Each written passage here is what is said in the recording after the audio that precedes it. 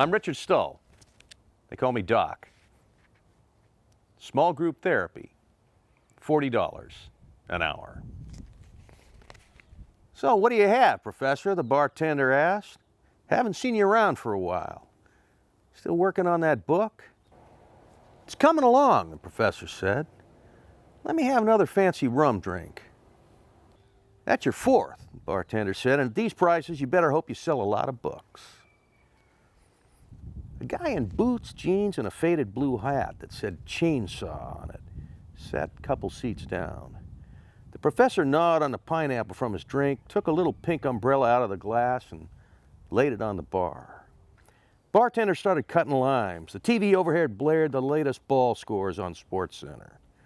Chainsaw was pulling on a bottle of beer. So what's your book about anyway, Professor? The bartender asked as he wrestled with a valve on top of the keg.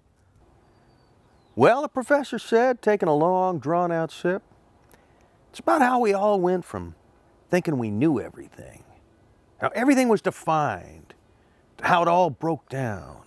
Hell, we all break down, the bartender said. I spend more money at the chiropractor than I do for rent. Not that kind of breakdown, the professor said. I mean society, I mean the way we think. Think about this for a minute. 100 years ago, we knew what was what. We thought we knew. Then Nietzsche told us God was dead, and Marx told us that if you wanted to understand history and human behavior, that you followed the money. Anyway, the professor went on, then Freud told us that we were driven by unconscious desires. And Darwin said we came from the muck up, not from the top down.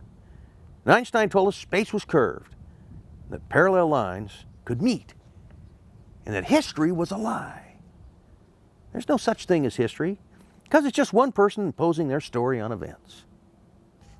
Sure you don't want another beer before we close, the bartender said, looking back at Chainsaw. Chainsaw nodded, and the bartender popped the cap and slid another beer. Old professor here, he's writing a book, the bartender said, looking at Chainsaw. I've been listening, Chainsaw said. No offense, Professor, but if you ask me, you think too much. Now me, I get a rush when a 40-pound salmon hits the hook, or when I line up a 5-point buck in my 30-30. Chainsaw spun his stool around, looked squarely at the professor. You listen to a little Hank Williams, get yourself a 12-pack in the fridge, some good nookie at night, football game the next morning. It's all a guy needs.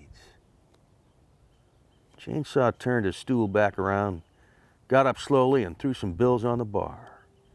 See you around, he said to the bartender. And Professor, hope you sell some books. And he walked out the door. The professor sat there for a long time while the bartender wiped down the bar. You know, bartender said, my high school English teacher made us read Hamlet.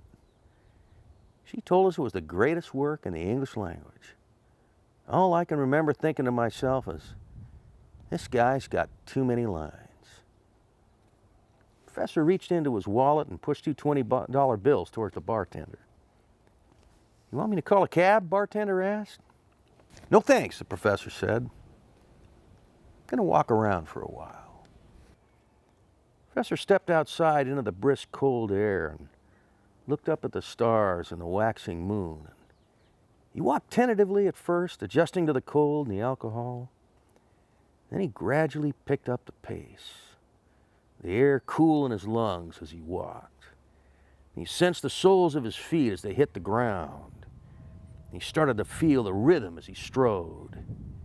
And he felt better. He was feeling better with every step.